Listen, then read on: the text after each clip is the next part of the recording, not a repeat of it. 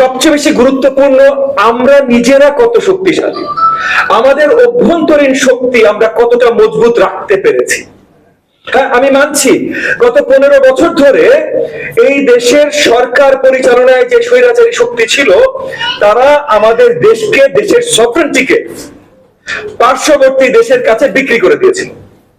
কিন্তু আমরা সবাই দেই নাই তো, আমরা সবাই দেই নাই বিধায় তো এই স্বৈরাচারের পতন ঘটেছে।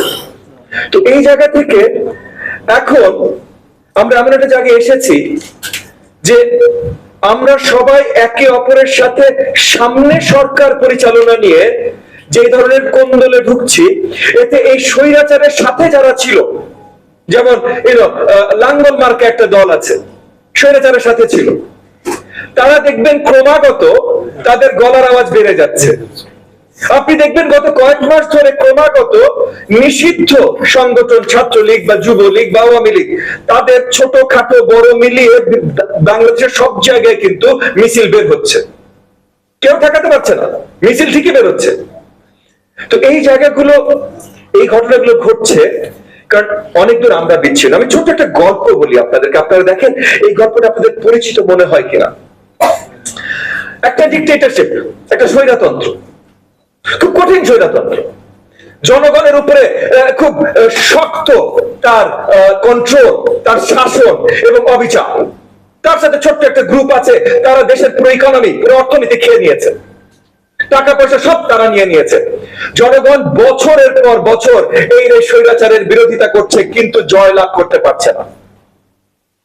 হঠাৎ করে, তেমন বড় একটা কারণ না, অলমোস্ট ছোট একটা কারণ, এই ছোট একটা কারণে বড় একটা আন্দোলন শুরু হয়ে গেল। এই আন্দোলনের মাধ্যমে এই যে বছরের পর বছর এই স্বৈরাচারের বিরুদ্ধে যে একটা তেজ গড়ে উঠেছিল জনগণের ভিতরে, এটার বই প্রকাশ হলো, বিশাল একটা গণ অভ্যুত্থান হলো। বিশাল একটা গণ অভ্যুত্থানের পর স্বৈরাচারের পতন হলো। স্বৈরাচারের পতনের সাথে সাথে সবাই আনন্দে উদযাপন করছে। কেন? কারণ স্বৈরাচারের পতন হয়েছে। কিন্তু এই স্বৈরাচারের পতন কোন একটা শক্তির মাধ্যমে হয় না। জনগণের বিভিন্ন শ্রেণী, বিভিন্ন অংশের বিভিন্ন জায়গা থেকে সবাই, ছাত্র বলেন, জনতা বলেন, লেবার ক্লাস বলেন, পাবলিক বিশ্ববিদ্যালয় বলেন, প্রাইভেট বিশ্ববিদ্যালয় বলেন, রাজনৈতিক দল বলেন, সবাই একত্রিত হয়েছে। এই স্বৈরাচারের সরকার পড়ার পর নতুন সরকারকে পরিচালনা করবে, এইটাতে আর কেউ একমত হতে পারে নাই। তখন মোটামুটি দুর্বল একটা ইন্টারিম সরকার তৈরি হয়েছে। এই ইন্টারিম সরকার, দুর্বল একটা ইন্টারিম সরকার তৈরি হওয়ার পর, এটা তাদের দোষ না, তারা ইন্টারিম সরকার, দুর্বল সরকার, দুর্বল একটা ইন্টারিম সরকার তৈরি হওয়ার পর 6 মাস, 8 মাস, 10 মাস চলে গেছে, তারা আইন শৃঙ্খলা ব্যবস্থা কোন ধরনের কন্ট্রোলে আনতে পারে নাই, তারা অর্থনীতিকে কোন ধরনের কন্ট্রোলে আনতে পারে নাই।